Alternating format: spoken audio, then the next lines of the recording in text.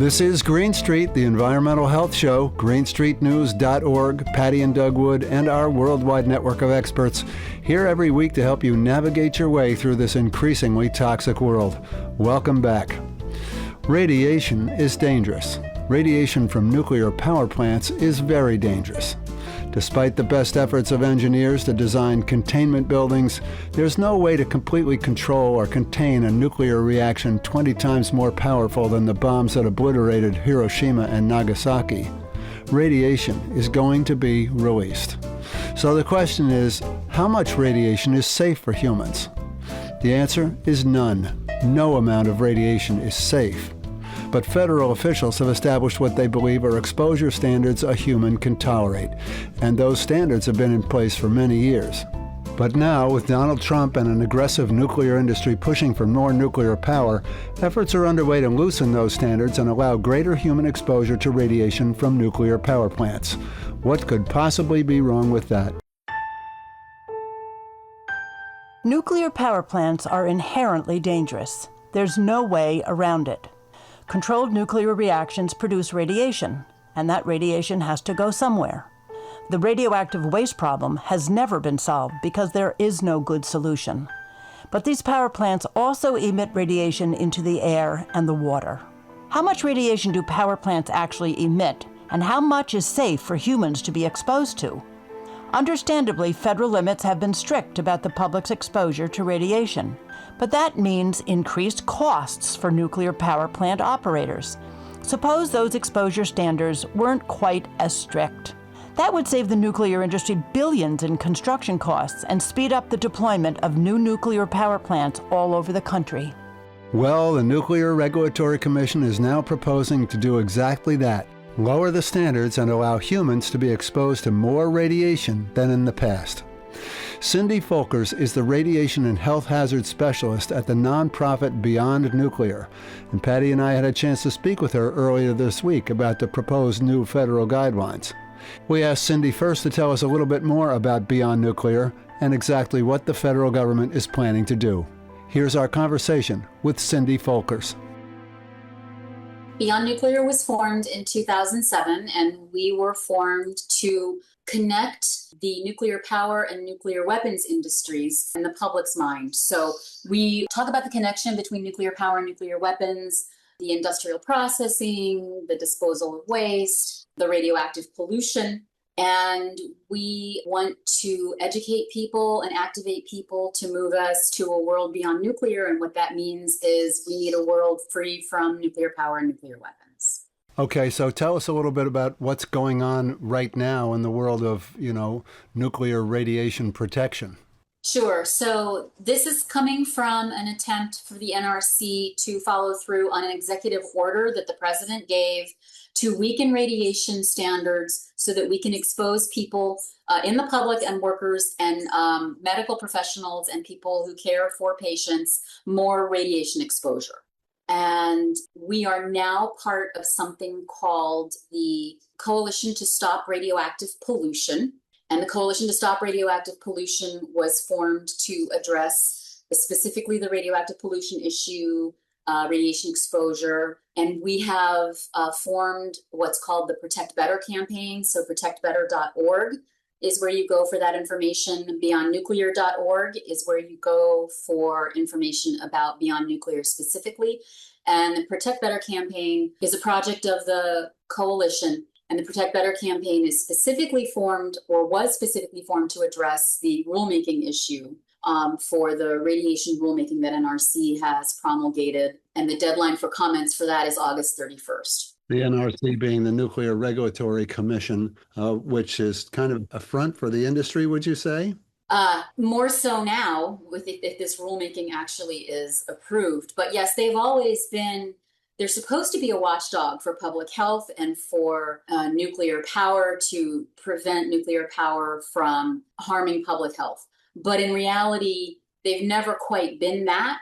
They have been one of the ways through government agencies that people in the public are allowed to be exposed to radiation through radioactive pollution, through other means for workers if you work in a facility that has radioactive material.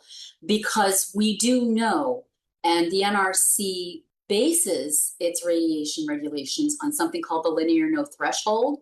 Now, the linear no threshold theory states that there is no safe exposure to radiation.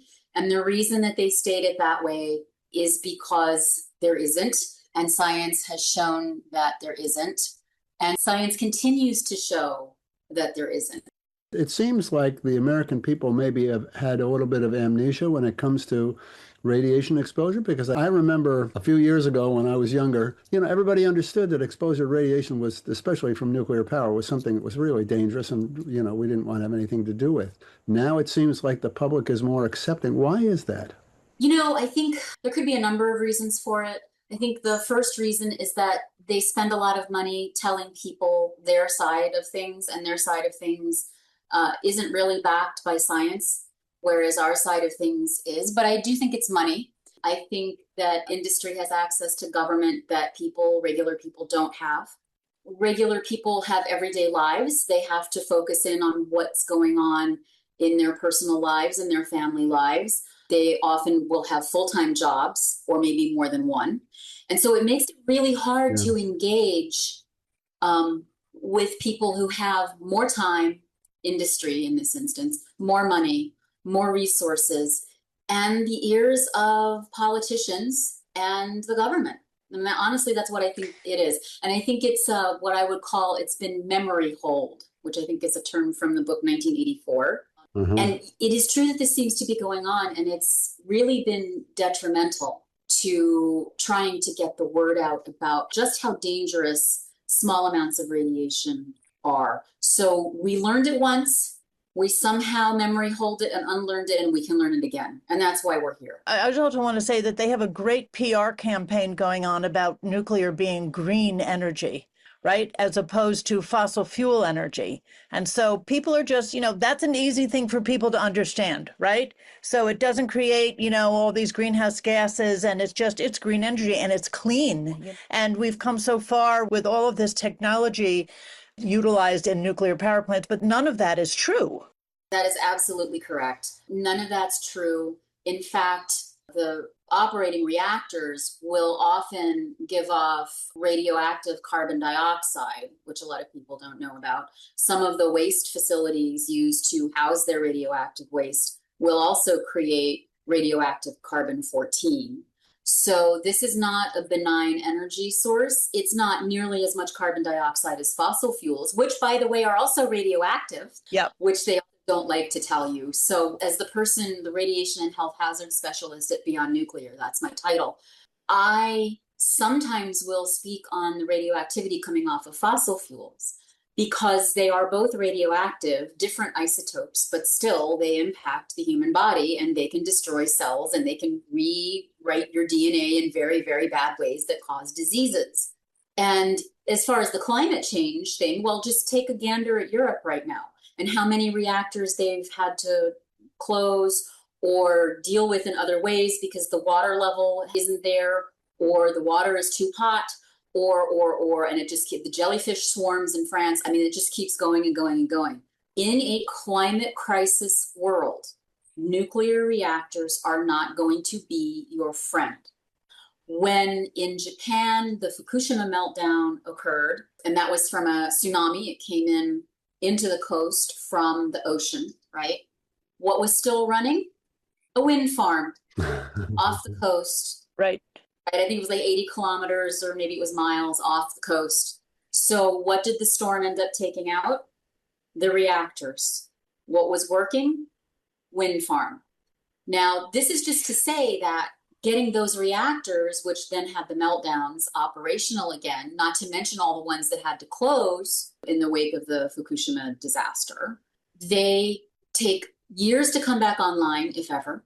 Wind can be back online in a matter of days or weeks, right? And in fact, that goes for construction as well, right? So again, in a world that's suffering climate crisis, which despite the current Congress, most of us know, we have seen the impacts of climate crisis one way or the other. Every day, Cindy. Yes. Every day there is a climate crisis somewhere in the world. And just here in the United States, we have had a climate crisis for the past, 2 months. Yeah. at least weekly, if not daily. Well, and then you had the really hard freeze that happened. That's why we call it crisis, not warming anymore, because Right. weather shifts of all sorts. In the Northeast, we had that horrible cold freeze in January, Right. February. So it doesn't stop, and it's not going to get better. And so we have to have energy sources that are going to be accommodating to that. And resilient. Yes, and we can't be losing a landmass the size of Switzerland every time a nuclear reactor decides that it wants to melt down. Can I go back a little bit? I mean, it's still sticking with me when you said what the role of or the job is of the NRC, and that is to regulate and to, come up with exposure guidelines and so on for all types of, radiation exposures. Are we talking about hospitals who are doing CT scans and, and X-rays and so on? Can you tell us a little bit more about how widespread these radiation exposures are, Yes. as well as nuclear power, as well as nuclear weapons? Right. So the NRC regulates, for the most part, civilian activity, but not all civilian activity. It regulates uranium milling. It does not regulate uranium mining. That's a different agency. But processing, milling, it regulates. It regulates medical. And so in this proposed rule, you are going to see potential increases for the people who are carers of people who might have gone through nuclear medicine procedures. So that includes not only the workers, but also the family members. Because as we know in this country, you are shoved out the door of the hospital, sometimes before you're ready to go. And when you have had a medical procedure that involves radioactive material, and the radioactive material, and I'm not talking about X-rays that are external Right. outside the body, Right. or even necessarily a CT scan, unless you're given the dye that's radioactive. So any process that has the radioactive dye, any process that was a radioactive process, maybe to treat a cancer or another kind of disease, those kinds of processes can leave you radioactive after you walk out of the hospital. And so the people who are caring for you, be they people you are paying or relatives, can get exposed. And it's not very clear at all that there won't be children involved in this exposure after you've received these treatments. So they're going to allow an increase to, as far as we can tell, to people who are caring for people who have had these kinds of treatments. And this is probably going to be, as near as we can tell, the largest increase in exposure. But then you've got proposals in this rule that would allow more exposure through effluent pathways as well, which is radioactive pollution. And the calculations, so it's going to go up, it's going to more than double the amount that's allowed out. And the people who would be being exposed in the public are going to have more than doubling of a risk. So it would be originally 10 millirem is what's allowed currently annually. They're looking at a level of 25 millirem, so that's a little more than double. So it follows that the risk would also double from that kind of allowance. If it had to do with actual science, they wouldn't be allowing any effluent that was radioactive at all. Not wind, not water, not soil, nothing. So, Cindy, this must be kind of a whiplash effect that's going on, because we had all these studies come out recently from Harvard Yes. showing that people within certain radiuses of just nuclear power plants, have a higher increase of certain types of cancers, right? And so then, boom, so that was good news. And then, bam, the NRC comes along and says, we want to up that exposure limit. Well, and I have to say that historically, it's been amazingly consistent that people around nuclear power reactors have higher, in this case, the Al-Wadi studies from Harvard looked at cancer death, but it is also cancer incidence around these nuclear facilities. And here's the other thing. It's not just the Al-Wadi studies out of Harvard that are saying this.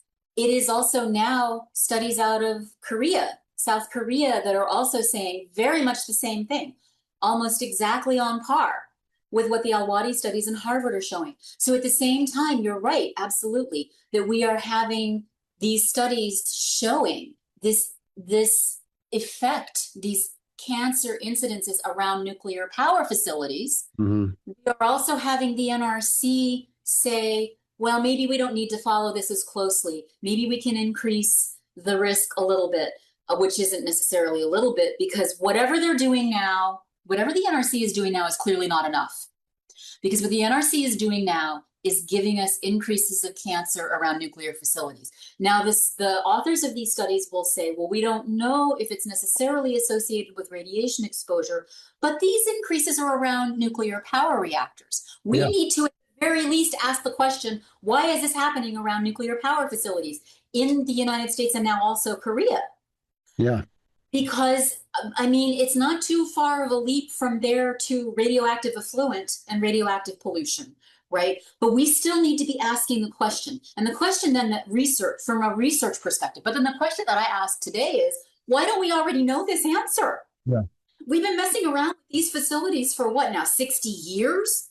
We can't get it together enough as a society, as a regulatory entity, to be able to answer this question of why there are increases of cancer around nuclear facilities. We are still having to go back and adjudicate this again and again and again. It's infuriating, Yeah. especially in the context of this NRC proposed rule. We should have an answer to this question. And the fact that we don't, in an industrialized society such as we are, with all of the benefits and all of the money and the resources, is completely incomprehensible to me. What are we doing to our children? Which, by the way, children are more sensitive, and pregnancy is much more susceptible to radiation damage. Sure. And so, again, we are giving short shrift to our pregnancy health outcomes. We are giving short shrift to our children. We aren't understanding fully what the impact of these facilities are on society at a time when we've had plenty of time to answer that question from a research perspective. And it is just, to me, incomprehensible that we don't know more. So the NRC has proposed these rule changes, which are going to weaken the protection, such as they are, that are there. They're kind of eliminating their whole linear no threshold concept and saying, well, we're going to increase the amount of radiation people can be exposed to. What can people do about this? Well, and I want to make clear that the NRC will tell you that it's not eliminating the LNT. But the fact is that they've never regulated to the LNT, because the no threshold principle of the LNT that says that any radiation exposure, no matter how small, carries risk, has never been what they've focused on. Haven't they always worked on the as low as reasonably achievable principle? Yes. But the as low as reasonably achievable principle, I think, can be argued exists to allow the exposures to begin with. Now, yes, you keep those as low as possible, but who defines reasonable? Who defines achievable? Yeah. If that becomes something that industry defines, then from a public health standpoint, that's not very helpful. And so it's not that the people who are operational in the industry, the workers, aren't trying to keep the doses as low as reasonably achievable, specifically for workers and also for the public. I do believe that some of them do want this. But when you have something that is so ill-defined, the person with the most power and money is going to end up defining it. Yep. And that's not going to be the workers. It's not going to be the public. It's going to be the industry, because that's who has the money. So what can people do? Well, they can go to the Protect Better website, and you have to scroll down for talking points and a video on how you comment. And talking points don't have to be just technical. If you want to go on the technical, you go right ahead. But there are a lot of talking points that surround this issue that aren't technical, that are process talking points. For instance, why don't we have an extension of 6 months for this? They've had since at least 2025 to start working on this. The NRC has. They kept pushing the deadline back and back and back for release of the proposed rule. It was supposed to be February. It ended up being July this year. So right away, they ate into any time that the public might have to have an extension and look at these issues, because there are so many thousands of pages of underlying documents that support their contentions in this proposed rule. We don't have time to look at those. So the public is really getting closed out of this process on this particular rule, not to mention the process of just everything happening on nuclear power regulation at once. So this isn't just the only rule that's happening. There are so many others. This is just the one that I'm focused on because of my subject area. Yeah. So, I just want to talk about big picture here. When we were growing up, there was this fear of a nuclear war, right? Yes. And even kids in school, I mean, before us, they were hiding under their desks. They were having these drills, right? And, as if that was going to help anyone. But of course, it was just ridiculous. But now we're literally planning to put these small nuclear reactors, right, all over the country, near where people live, where they work, et cetera, et cetera. And so we're just going to be exposed to amounts of radiation that we've never seen before, kind of what I would call a low-level chronic exposure in people's lives now. Yes. So here's what I think they're going after for sure. But I'm not the only person that is thinking this at this time because I talked to others.